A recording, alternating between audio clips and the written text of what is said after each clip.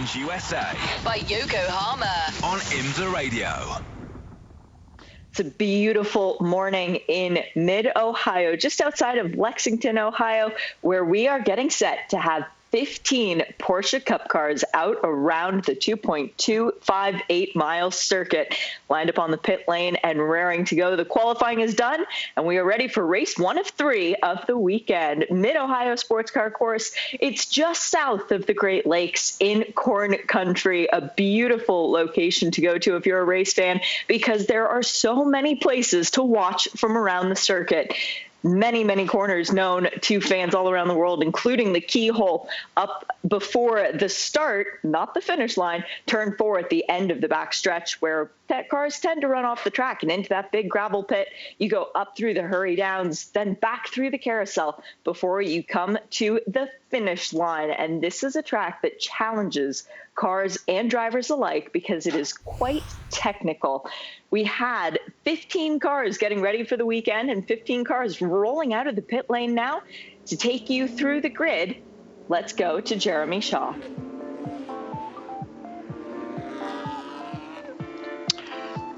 Yeah, thanks, Shay. This is round 7 of the Porsche GT3 Cup Challenge USA by Yokohama. And a busy weekend, 3 races, so a lot at stake this weekend. 15 cars that start at the back. It's car number 27, that's Sebastian Carrazzo, Mcallister Road and Race. He qualified in the 4th position, but had an off during qualifying, so has changed his tyres for the race, therefore goes to the back of the grid. Row 7 of the grid is Richard Edge in car number 18, alongside the Gold Cup Championship leader, car number 65, is Efren Castro. Row 6 is Kurt Sweringen in car number 17, and Joseph Lombardo in car number 92, local driver from Bath, Ohio. In the 10th position on the grid is Bart Collins, a tremendous effort for MCR Racing in car number 22 to put that car on the pole position in Gold Cup for the first time. Alongside him, David Senior in car number 48. Row 4 of the grid, Frank Brazzo making his return to the series for Top Racing in car number 57, alongside Sean Mcallister in car number 11.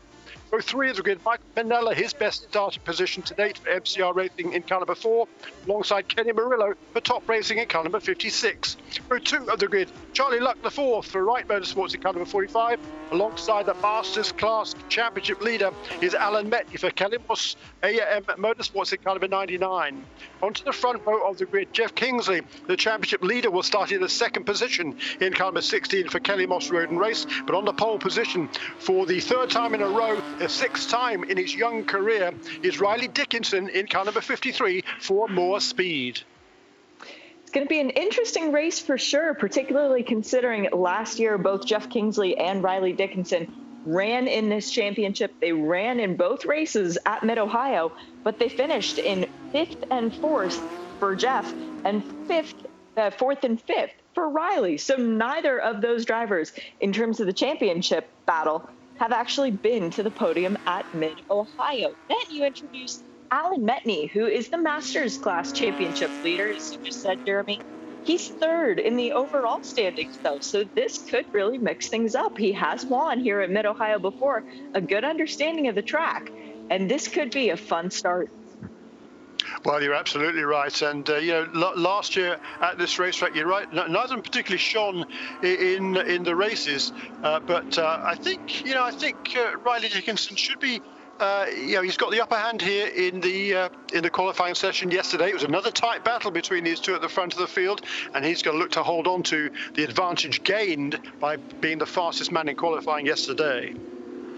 Now, if people are at home watching on timing and scoring, they might be seeing that it is a full course yellow has been called. The time has already begun to count down. That's because the cars have officially crossed the line, but the race has not yet begun because the start flag is given on the run between the exit of the keyhole and then into turn 4. So the cars are packed up, they're side by side, there's no passing going on. But we're technically not green yet, even though we are 45 seconds into this race. Riley Dickinson has the inside line going through the keyhole as everybody very nicely packed up. There's a little bit of confusion toward the back end of the field, but I think our race director, John Maskey, will let that one slide as the cars exit the keyhole and now are being very patient, waiting for that green flag to come out. Tani normally takes it all the way out on a golf cart and sometimes doesn't even make it back to the finish box before the end of the race. And There we go. Green flag is out. Riley Dickinson with the jump. He gets away nicely, and Jeff Kingsley does manage to stick with him as Alan Metteny having a look on the inside, and Charlie Luck with a great qualifying effort back there in fourth. Looks like he's getting passed by Kenny Murillo around the outside. So now we have Platinum cars 1, 2, 3, and 4, but a nudge between Murillo and Metteny gets Metteny loose. He manages to hold on to it. We're all clean so far, and this is the part of the trip you do tend to worry about. Yeah, nice clean start there, Shay, but a great effort there by Jeff Kingsley. He goes around the outside of turn 4, which gives him the inside and the advantage as they headed over the hill into turn 5. It's Jeff Kingsley that has the lead on the opening lap from the pole sitter, Riley Dickinson. In third place, Alan Metteny ahead of Sean Mcallister, who made a great start from the 7th position to move up into 4th. He did, and Jeff Kingsley will be very pleased, especially considering that the green flag, when it waved, it was Riley who got a good jump on him, but he managed to keep calm and recover nicely from that. That was showing of a championship winning driver there, Jeremy, that mentality to stay calm through the pressure. Yeah, indeed, and that certainly was a perfect first lap there for Jeff Kingsley. He comes in here with a championship lead, but it's only a fairly tenuous, just 9-point edge he has over Riley Dickinson coming into this triple header weekend. So this could be, as you said earlier on, pivotal in terms of the championship when you come down to the end of the season. Exactly, and with 3 races this weekend, it's a 3-point difference from first to second. So if Riley was to win all 3 races and Jeff to finish second at all 3, we would come away with a tie as far as the points are concerned. Back in the gold category, we have Bart Collins leading the way in the number 22 car, and it's been a difficult season so far for Bart. He hasn't yet gotten the win in the class. He's been second twice, third 3 times, and he's gotten that 4th place 1 time out of running in a class with 4 cars. But it has been a super competitive category, with Efren Castro coming away with most of the wins. Yeah, this was the first time that Bart Collins has put the car on the pole position in the Gold Cup category. A tremendous effort yesterday. He got all the dots aligned yesterday, did Bart, in qualifying, and he's going to see if he can hold on to that in the race. The good news is at the moment he's got 1 car between himself and the rest of the Gold Cup contenders. That would be Joseph Lombardo, who's there in the number 92 car. He's actually just got past Bart Collins, actually, as Joseph Lombardo to complete the 2nd lap of racing here at Mid-Ohio Sports Car Course.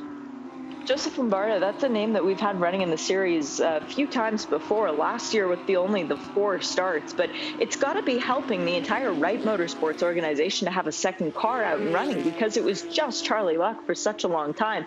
Charlie is running in the 5th place overall right now, by the way, 2nd in Masters.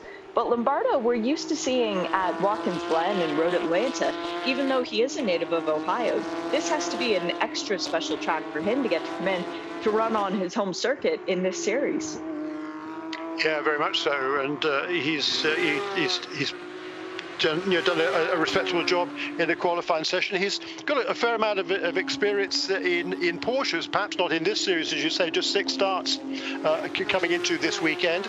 But he's been racing in the PCA, the Porsche Club of America series, for the last half dozen years. He's won championships a couple of times, including last year, and he's looking to transition into this series, and hopefully he'll be here for the long term. He's a real estate developer from the Cleveland area, Ohio, so only about 60-70 miles away from here at Mid-Ohio Sports Car Course, so very much a home track for Joseph Lombardo.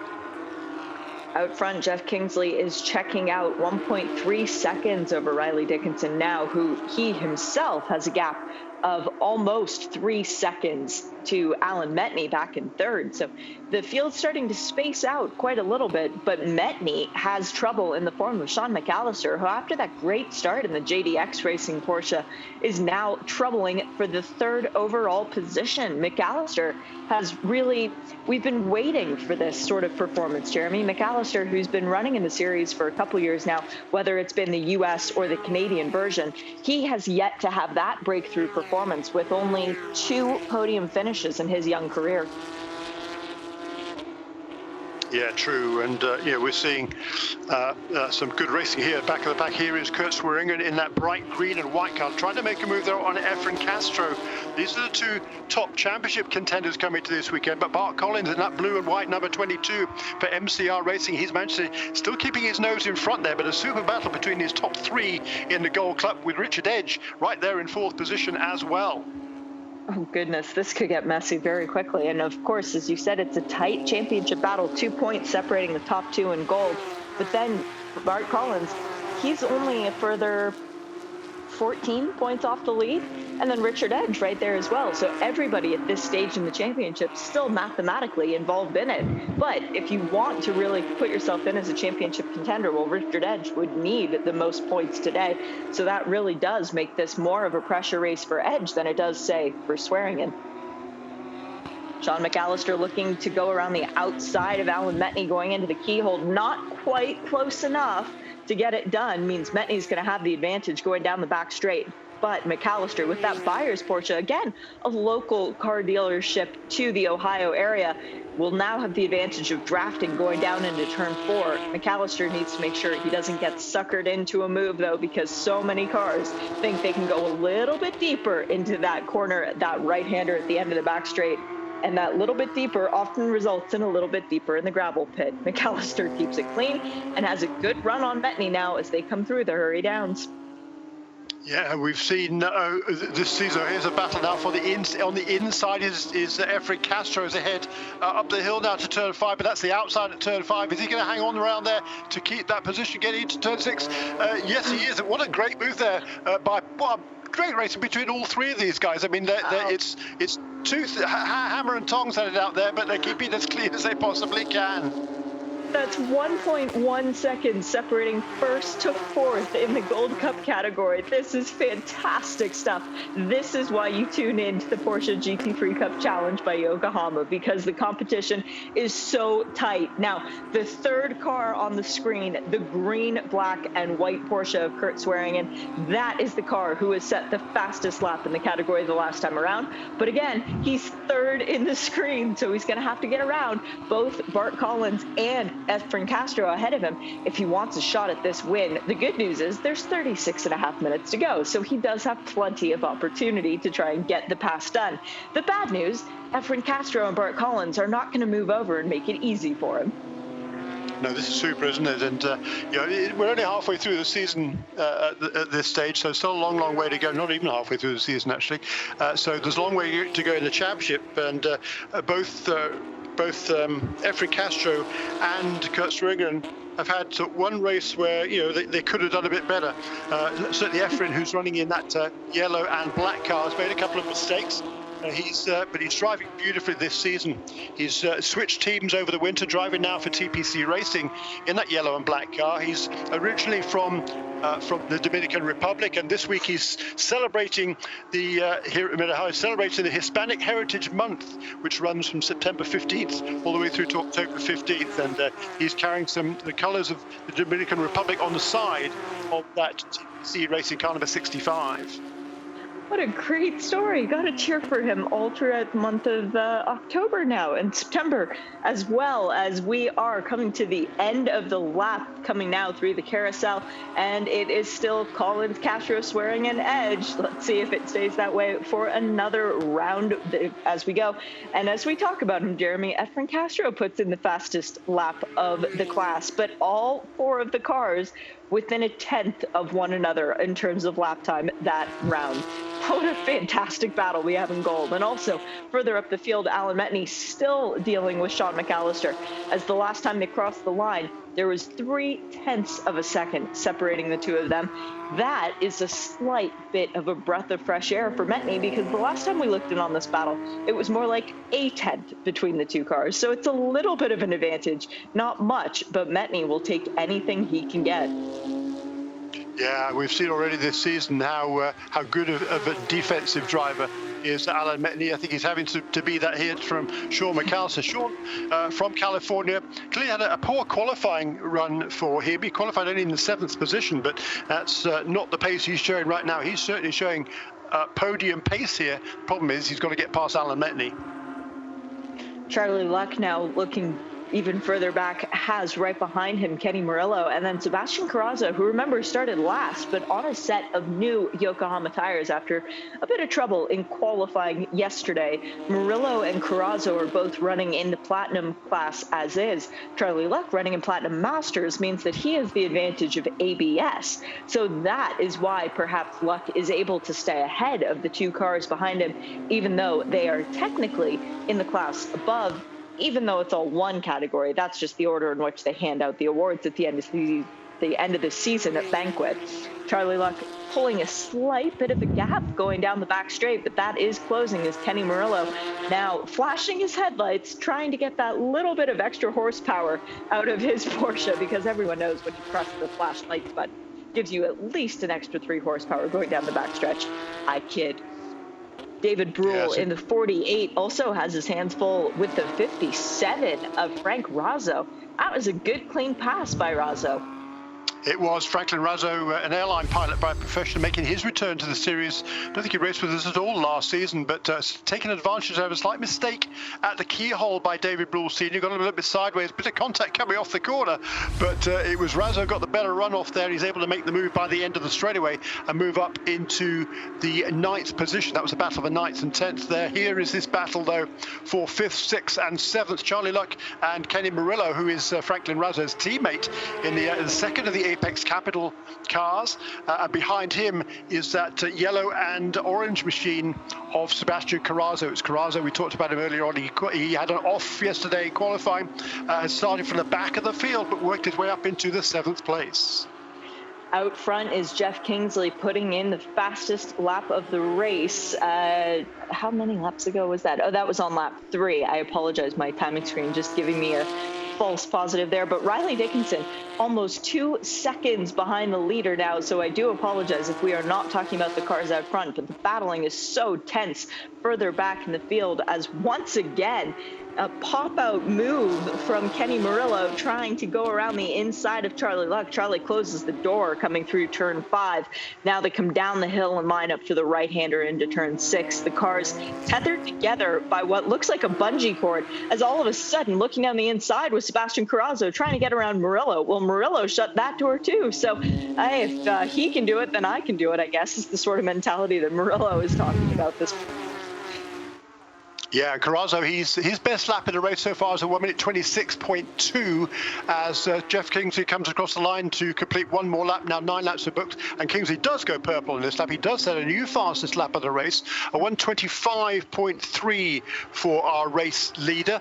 Riley Dickinson also set his best lap on this lap, but the gap between the two leaders 1.8 seconds. But this battle going on just a little bit further back here between Charlie Luck, Kenny Murillo, and Sebastian Carrazzo. That's the one we're focusing on right now, because Carrazzo is clearly quicker than these two cars ahead of him. The difficulty, though, is finding a way past, and there's a good defense up into the keyhole turn by Kenny Murillo. This really is a great battle, and especially when you consider that Mid-Ohio Sports Car Course is considered a very technical circuit. It's one that if you're going to make a pass, you really have to earn it. So Murillo now moving over slightly toward the middle of the racetrack before going into the braking zone to turn 4. That's fine. He got his move done well before braking, but it discouraged Carrazzo from taking advantage of one of the good passing opportunities around this track, of which there aren't a million. So he was saying, hey, not this time. You're going to have to earn it. Meanwhile, in the Gold Cup category, if you want some action, just look at the Gold Cup category. The battle for the lead is well and truly on, as Bart Collins has his hands full of Efren Castro in the black and yellow Porsche, who has his hands full with Kurt Swearingen, who has a slight bit of breathing space before Richard Edge in the 4th place. The entire category was covered by 1.1 seconds. Well, now it's a massive 1.3. Yeah, cool to see. This is a super battle between these 4 cars, and they've been trading fastest laps pretty much all the way through this race. It's Efren Castro who has that slight advantage at the moment by a few hundredths of a second, but still there's no way past. Bart Collins is doing a really nice job to maintain that position in the MCR racing machine. He and Michael Manella are teammates at MCR Racing. Michael Manella is running in the Platinum class. He's in the 8th position overall, and this is Bart Collins, who's in the 12th place and Edge wanted to hang on to it with Efren Castro, Kurt Swinger and Richard Edge hot on his heels. So much to play for at this stage of the season. We are just under 30 minutes to go of race 1 of 3. Yes, 3 on the weekend. It is a super special Saturday in terms of racing because these GT3 Cup cars are going to be out again later in the afternoon sunshine. So right now we are looking at 68 degrees Fahrenheit in the air, 90 on the track. It's going to be a lot warmer than that with a lot more rubber laid down for the afternoon race. So just because you've done well in the morning doesn't necessarily mean you have a car that's set up for the afternoon race too. Efren Castro trying to make the move on Bart Collins. Racing room asked for and given through turn 5, but Castro's still down the inside. They're still side by side, Jeremy. Yeah, great. So Bart Collins tried to push Efren Castro a little bit wide at turn 5. I think he probably felt a bit guilty because he gave him room down turn 6, but still, there's no way past for Castro. Last time around, Bart Collins reset the fastest lap of the race in the Gold Cup category, a 128.5. But this battle is absolutely superb. It's great to see. Not only are they dicing hard, but they're setting quick lap times as well. It really is fun because these guys are improving as the race goes along. The fuel starts to wear off a little bit. The cars get a bit lighter and more nimble. And of course, the drivers are getting more and more comfortable with the track conditions as every corner passes by. You can tell that they're getting more and more comfortable because passes have finally been made. Sean Mcallister getting around Alan Metteny on that last lap. He now has 6.9 seconds between himself and Riley Dickinson. So a long way to try and chase back that second position overall and that second place on the podium. And also Sebastian Carrazzo getting up to 6th place overall, finally making the move around Kenny Murillo, and now looking ahead to Charlie Luck to try and pass the Masters class driver, who, remember, has the advantage of ABS. So Carrazzo is going to have to be very creative, like Efren Castro is being creative going into turn 4, late on the brakes, trying to stick it down the inside, trying to hang on around the outside now, and Kurt Swearingen looking, saying, hey, if you want to give up that position, I'd be happy to take it from you. Efren Castro saying, not quite yet. I'm not done with this battle for the lead. Yeah, super cool battle. This is at the front, and it certainly seems like Efren Castro has a little bit more straight line speed than Bart Collins. He's able to draw up on the alongside him on the back straight, heading down the hill into turn 4 with China Beach beckoning there, that big gravel trap. But each time, Bart Collins is able to hang on around the outside of that corner and still maintain the advantage there. But it's a super battle. Here they're moving up back toward the front. This is a battle for 5th and 6th now.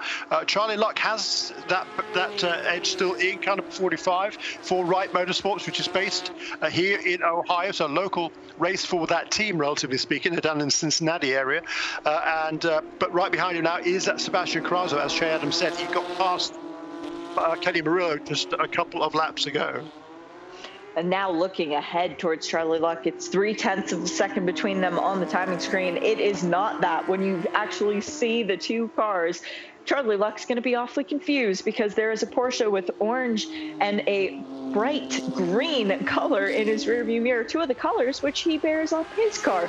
So Charlie Luck wearing the Wright Motorsports red and white, the traditional colors, but he does have that flash of green and also the flash of yellow on the side of his Porsche, the number 45. And it's one of those liveries, Jeremy, that hasn't changed over the years. It's really helpful when we go to call races and we know the cars instinctually by looking at them, because, for example, Charlie Luck's car always looks like Charlie Luck's car. It does, doesn't it? It is a good-looking car, and Sebastian Carrazzo too, despite the fact he's moved from the Gold Cup, which he won last year, into the Platinum class. He's also changed teams as well. He was running with NGT Motorsport, but that team no longer in the series. And he switched across to Kelly Moss Road and Race here, but carrying those colours with him on that kind of a 2070. He makes the move now up into 5th place for Sebastian Carrazzo. Manages to get it done up at the keyhole. He got alongside Charlie Luck going into the braking zone, coming into the corner, just managing to sneak back behind, but Luck ran wide, and at that opportunity, Sebastian Carrazzo just snuck right through. Now Charlie Luck dealing once again with Kenny Murillo, but this time the battle is not for the 4th position. It's for the 5th position to try and hold on to that honor of the step. as we look further up, it doesn't affect the Masters class running, of course, because that podium position is still Metteny, Luck, and then Mr. Michael Manello, running back in the 8th position overall, but the 3rd in the Masters class. It does affect that battle for the platinum category, though, because Carrazzo and Murillo are trying to fight for the 4th position, their 4th position overall on the track, and the trophies are handed out for the overall, so you want to be as far up in terms of that class as you can be. Good morning and hello to all of our friends around the track, our pit lane staff with a very long day ahead of them, and all of our PR friends who have managed to go to Mid-Ohio, as well as all the fans who are there this weekend. 6,000 lucky people being let into the track. We welcome you to what is a very full day of racing and IMSA fun today, with another race for the GT3 Cup Challenge coming up later this afternoon, as well as the Michelin Pilot Challenge. We've got a practice session for the IMSA WeatherTech Sports Car Championship, and after the Michelin Pilot Challenge race, we're going to have another qualifying session for them as well. So grab some adult beverages, some water, some snacks. You've got corn in the field, brats, I'm sure, are out and about, and prepare yourself for a long day of race cars. Meanwhile, this battle continues in the Gold Cup category. It's still Bart Collins that leads. He set a new fastest lap a couple of laps ago, 128.105. And then on this last lap, both Efren Castro and Kurt Sverringen turned their best laps of the race. I think there's no doubt that Efren Castro and Kurt Sverringen are a little bit quicker than Bart, but Bart is keeping all the doors closed and holding on to that lead. Bart Collins is doing a really excellent job. The driver from my neck of the woods, Jeremy, Miami, Florida, who's got a lot of experience at Homestead Miami Speedway, another one of those tracks that's very technical in nature. So this might be feeling a bit familiar to him, even though the track surface is quite a bit less abrasive at Mid-Ohio Sports Car Course. Doesn't quite eat up your tires as much as it would back down in Homestead. And of course, the weather being a lot cooler, but Bart Collins clearly comfortable and feeling at peace on this circuit. Didn't have the best results last year, a pair of 7th place finishes. Well, right now, ultimate redemption looks like it's coming the way of the 22. Well, yeah, there's still a fair bit to go there, isn't there? We're only just over halfway through this race, so it's been intense at the front. We've got 23 minutes down, 21 to go, and there's still nothing to choose between these 4 contenders in the Gold Cup category. But as you say, it's still Bart Collins who leads the way at the moment, and he is intent on staying there as well. There is a penalty warning that has been issued by Race Control. That is for Charlie Luck in car 45, the Wright Motorsports machine, a warning for blocking. So Race Control is watching that green, white, yellow, and red Porsche just a little bit more closely now. Charlie's going to have to be careful with the cars behind him, which right now is Kenny Murillo, still trying to get around for that 6th place overall on the track. Now, Luck can let Murillo go. There's 7 seconds, nearly 8 seconds actually, back to the next car in his category, but he doesn't want to let the car go because he wants every position on track that he could possibly have. He does, and meanwhile, Jeff Kingsley's just had a new fastest lap at the front of the field, 125.072. It's still quite a way, 3/4 of a second away from Tristan Estep's lap record from a couple of years ago, but he's extending his lead over Riley Dickinson. That's why we're not watching that battle. It isn't a battle because there's nearly 4 seconds between the top 2, but we did see just moments ago in that battle for Gold Cup, Kurt Sverringen making a pass on Efren Castro up into 2nd position. Meanwhile here, this battle continues between Charlie Luck and the youngster Kenny Murillo in car number 56. And it goes on and on and on, and you've got to feel a little bit bad for Kenny Murillo, who's still fairly new to the championship. This is a new experience driving the 56 Porsche, which we've seen for David Baker for so many years. David giving this opportunity to Kenny Murillo, who is in his I want to say, third weekend of GT3 Cup racing, whereas Charlie Luck has a lot of experience in this category. He knows what's going on, and a pass for the lead in the GT3 Cup Gold category coming from Kurt Swearingen, getting in around Bart Collins. Now, the last time I looked at the timing screen, Kurt Swearingen was in third. Now he's up leading the way, and Efren Castro in the yellow and black Porsche saying, well, if Bart Collins can get passed by Swearingen, then he can get passed by me. Bart Collins makes it easy. He makes a mistake coming through the backside of the track, spins, manages not to hit anything and stay on the black tarmac, but that cost him 2 positions as now he falls back into 4th. Was there any contact from any other car? I didn't see any. It's another opportunity to see perhaps a little bit too much curb, and he just loses it going through the right-hander onto the back straight. Oh. Yeah, I think it was a great move though, but really incisive move by Kurt Swearingen to take the lead going down the back straight. I think there it was a new fastest lap on that lap by Kurt Swearingen. I think that Bart Collins just guilty of trying to follow the Kurt Swearingen through there. Kurt Swearingen clearly quicker, and I think it was just he kind of overstepped his own limit there, did Bart. The car got away from him and around it went, but luckily no damage. He's going to certainly lose a lot of ground to the other 3 contenders in Gold Cup, but it was a great run while it lasted in the lead for Bart Collins. It really was. He drove very, very well. And the good news for Bart is that even though, 18 minutes left in this race, anything could happen. Even though he led and then had that whoopsie, he doesn't have to think about it for very long because he still has 2 more opportunities to race later on today and then, of course, tomorrow as well. Our lead has now grown to 4 seconds for Jeff Kingsley, ahead of Riley Dickinson in the Moore Speed Porsche, who he himself is more than 4 seconds ahead of Sean Mcallister. In the 3rd position for JDX Racing in the number 11. So 3 teams cover the top 3 positions in the Platinum class category, but Alan Metteny just set the purple Sector 2 time, the fastest overall, trying to pull away and pull back up to, I should say, Sean Mcallister, who made the pass around him, 10 laps ago now.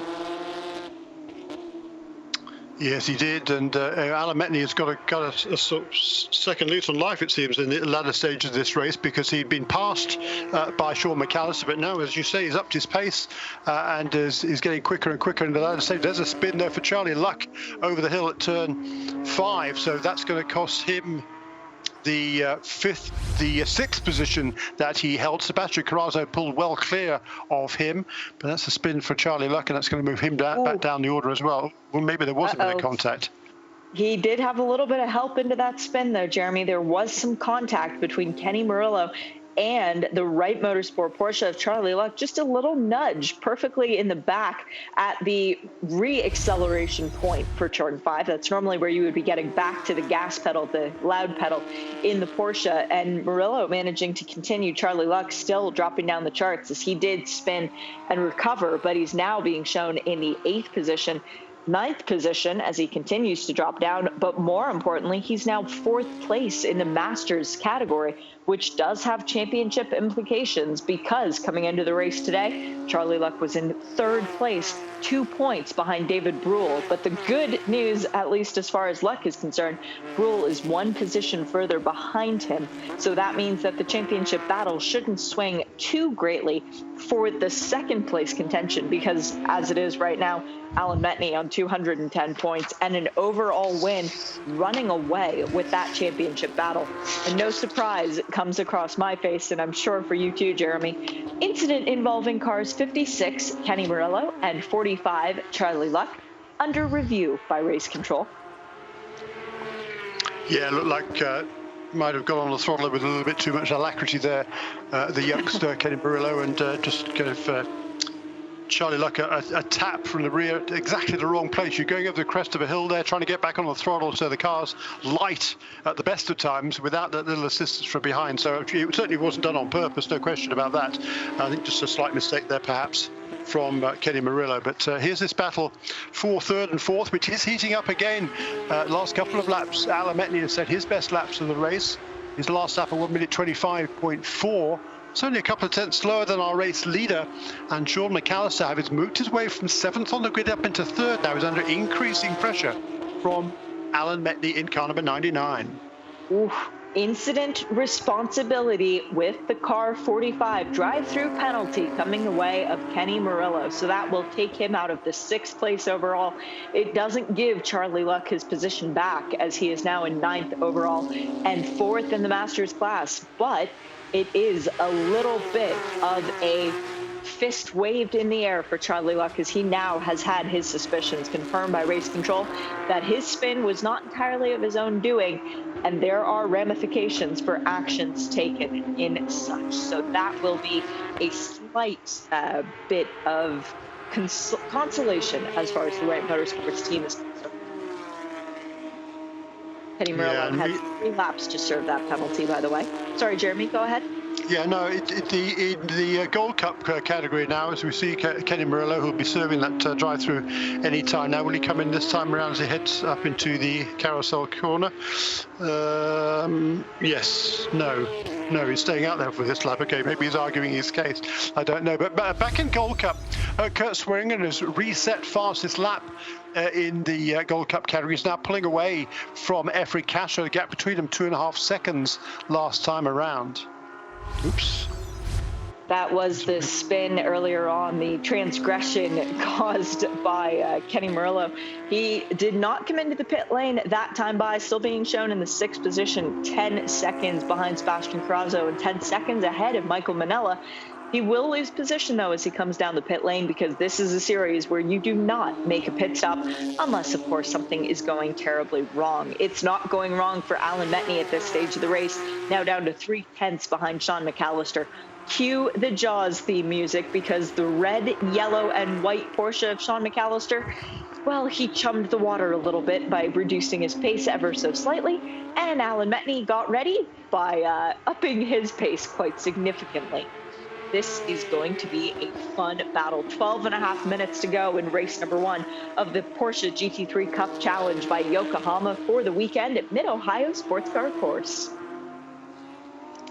Yeah, and the battle between these two took taken them well clear of Sebastian Carrazzo in the 5th position. But Carrazzo, having made up all that ground from the back of the field, he'll be looking to take the battle to these contenders tomorrow.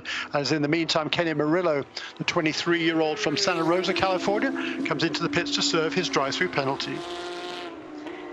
That will be a long, slow trundle down the pit lane for Murillo, but it gives him an opportunity to learn just what the race control thinks about contact in this sport, and it will be a lesson that I'm sure he won't forget anytime soon. So Murillo now back out of the pits in his top racing Porsche. We'll have to wait and see just how far down the charts he drops as a result of that. Meanwhile, in the gold category, our wonderful fun battle has broken up, and Bart Collins is off the track this time. He is significantly off the track, manages to get the car going again. Let's make sure there's no damage to that car. It's driving straight. The wing is still on properly, and the back end of the car is what I was worried about, is once again coming over the hill through turn 9, just gets a little bit light and loops it around, but manages to keep the car clean. So for Bart Collins, what was looking like a Cinderella story has now turned into a bit of a nightmare race. He was 14 seconds behind the battle before that spin. He's now 30 seconds behind next in class. But Kurt Swearingen leading the way, 2.8 seconds clear of Efren Castro second. That means that the championship battle will stretch. The lead will stretch for Swearingen in terms of the gold after this race. But everything could change.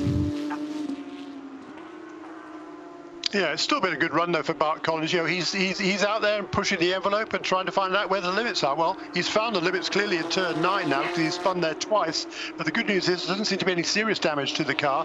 So, you know, he's continuing to learn. He's got it. The best lap he has turned in this race is a 1:28.0, which is almost identical to the time he turned in qualifying yesterday. So clearly Bart Collins is learning all the time out there. He's just getting faster and faster. Okay, he's not quite as quick as the other contenders in the category perhaps, but he did credit to him for putting that car on the pole position yesterday. Completely agree with that. And it was Jack Villeneuve who said that you have to find the limits by finding the walls, and then you back it down from there. So perhaps he's just taking advantage of some of the great out there. We did just have a fast lap. That was still. It was, yes. We do have more fast laps coming in. It was Jeff Kingsley who just set the fastest lap of the race the last time around. So even though he has nearly a 5-second lead over Riley Dickinson with 9.5 minutes to go, still pushing as hard as he possibly can. In the Masters class, we still have the battle between Metteny and Mcallister. Metteny now half a second behind Mcallister as they come into view. 1-2.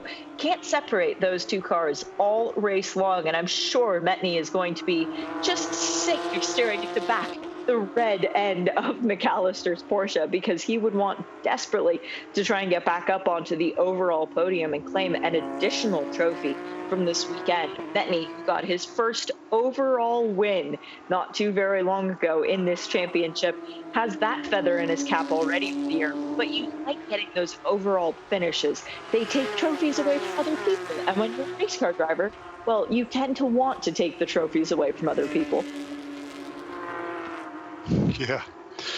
This battle, though, it's not over yet. Certainly, we're into the final 8.5 minutes of this race. Just looking a little bit further down the order, Charlie Luck, after that spin, is in the 8th position, but only a couple of seconds behind him is Oh, no. 56. That would be Kenny Murillo. Those are the two that made contact a little while ago. They were battling for the 5th position at the time when that contact happened, and then it dropped them both down the charts quite a bit. Now they would be battling, in theory, for the 8th position. Well, that's unless Charlie Luck can get around Franklin Razzo, as a car is off in the gravel. That is Michael Manella. I believe that's up just before turn 9. Can he get things going? Now, the gravel is interesting.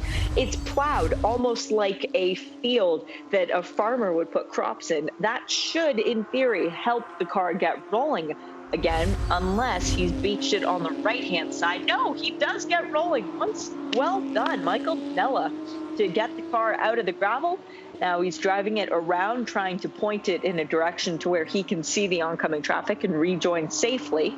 That was excellent driving by Michael Manella in the number 4 machine of MCR Racing. He comes clear across the track, drops probably quite a bit of gravel. Now, Michael, you want to stay off the line to get rid of all the rest of the stuff that's in your car, but after that, he should be good to go. Yeah, he's done well to get that car out of the gravel. The bad news is he was on for his best ever finish here. His best previously had a couple of 7th place finishes, including at Michelin Raceway Road Atlanta last time out. He was running in the 6th position, but that's long gone now, and he's going to be right at the back of the field. But it certainly was a good run for Michael Manelli, and he is teammates to Bart Collins. So clearly, turn 9 hasn't been very kind to MCR Racing this morning. No, that's a very good point, Jeremy. Both cars getting light as they come over the brow for turn 9.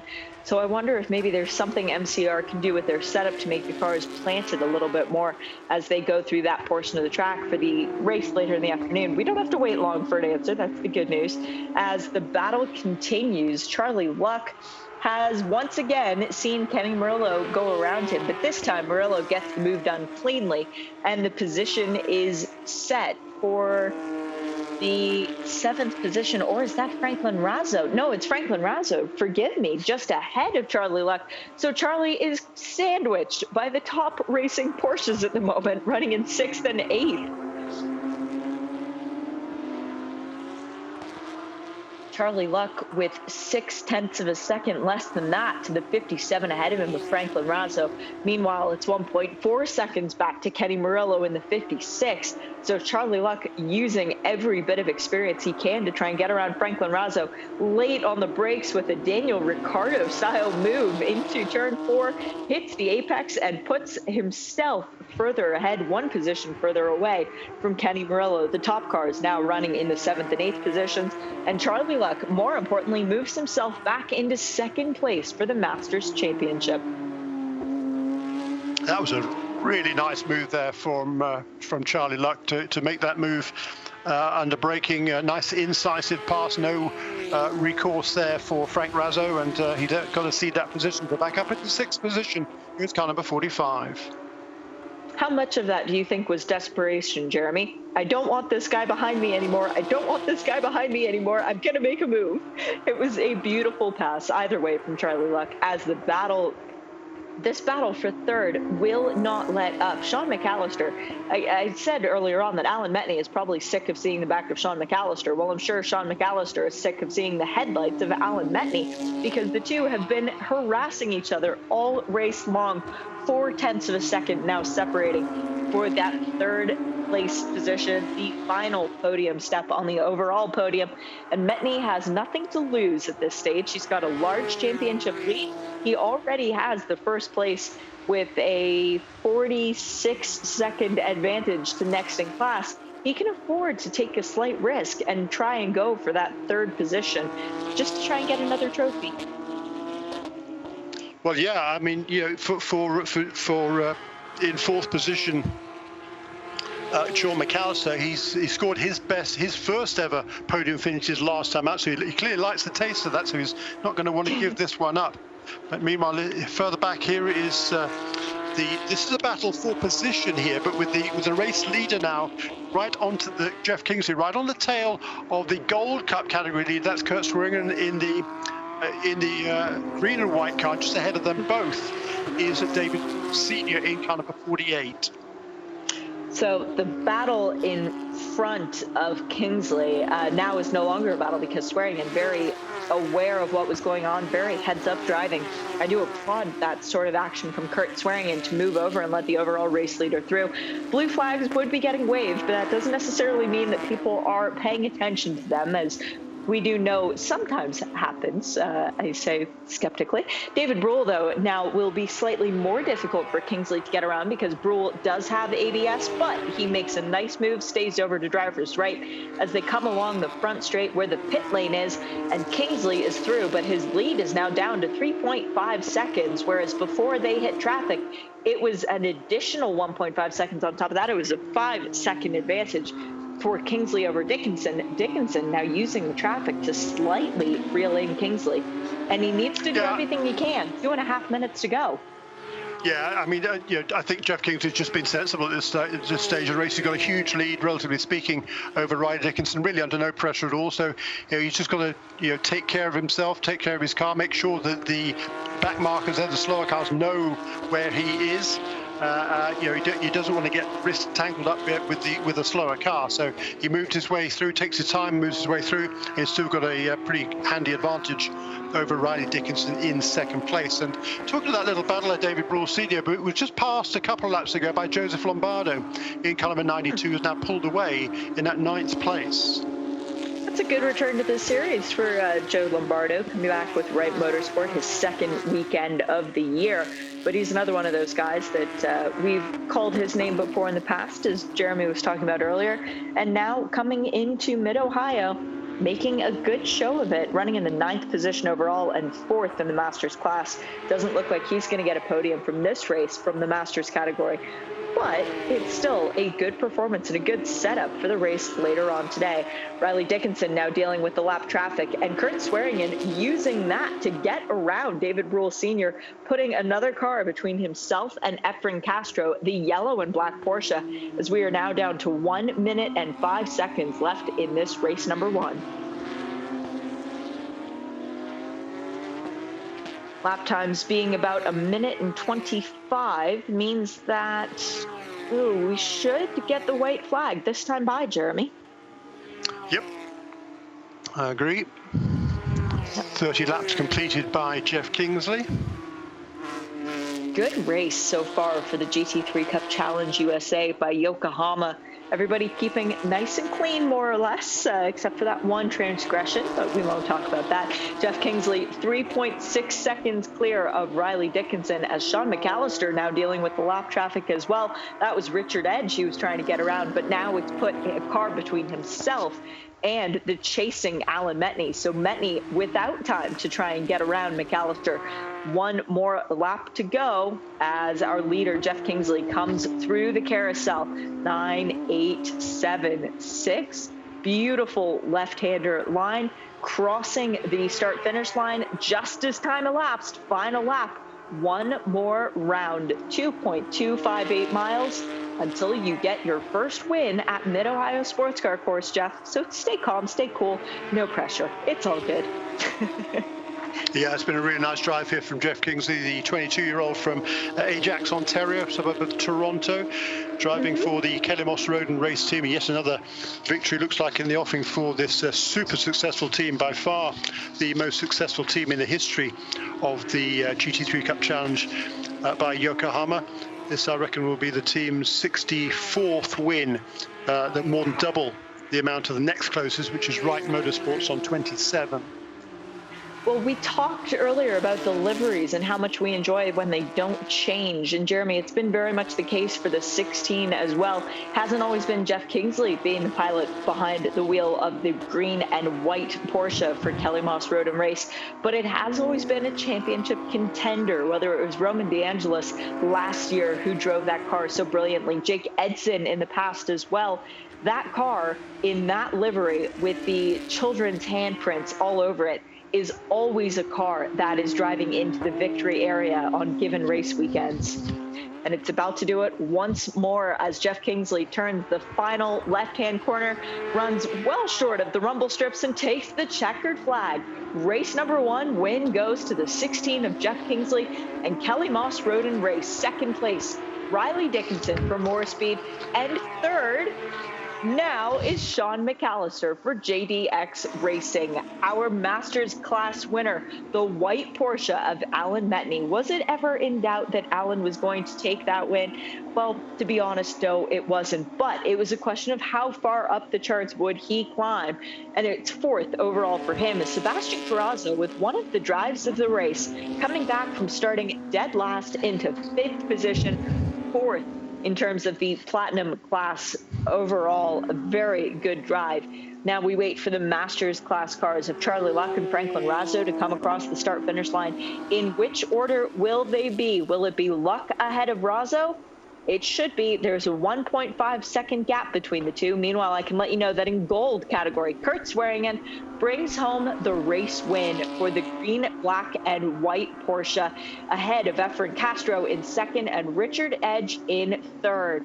It is now Charlie Luck in second for Masters and Franklin Razzo in third, by the way.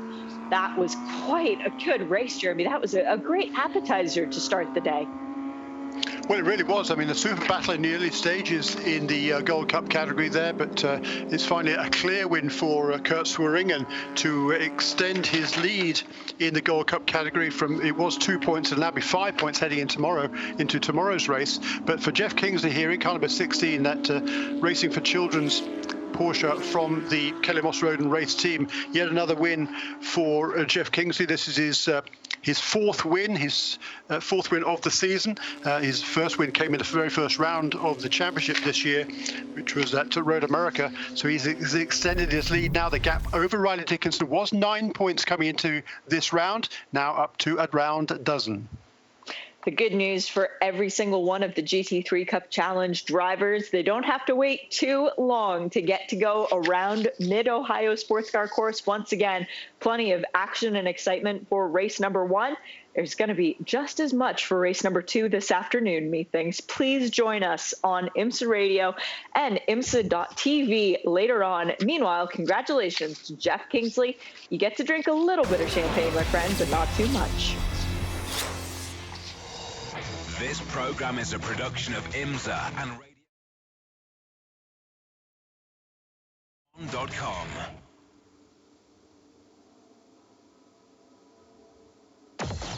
Midweek Motorsport, Wednesdays at 8 p.m. News and analysis, Speculation and debate. special guests, and our resident experts discussing the whole gamut of motorsport. Formula One, sports cars, touring cars, rallying and bikes. If it has wheels and an engine, and they keep score, it's on Midweek Motorsport, Wednesdays at 8 p.m. On RS1. Racing on America's classic circuits. This is IMSA Radio. Hello everybody and welcome to a special programme here on the Radio Show Limited network of channels. Recently, VP Racing Fuels have extended their association and partnership with IMSA to, well, quite frankly, beyond racing fuels. They've got a lot of different products in their portfolio, and Andy Dale, who's the division manager for consumer products, is on the line to talk about one in particular. And the one in particular, Andy, that we're talking about today has just been named as the official coolant of IMSA and IMSA Racing. Tell me about the brilliantly named Stay Frosty. So I've been with the company for about 10 years now. Extremely cool to see our company evolve and especially get into these different fluid segments that we weren't maybe traditionally fully entrenched in. We've really wrapped our arms around coolant technology. You know, we've been working with IMSA for several years now, even back in the days of, you know, when American Le Mans existed, long track history and being a technical partner.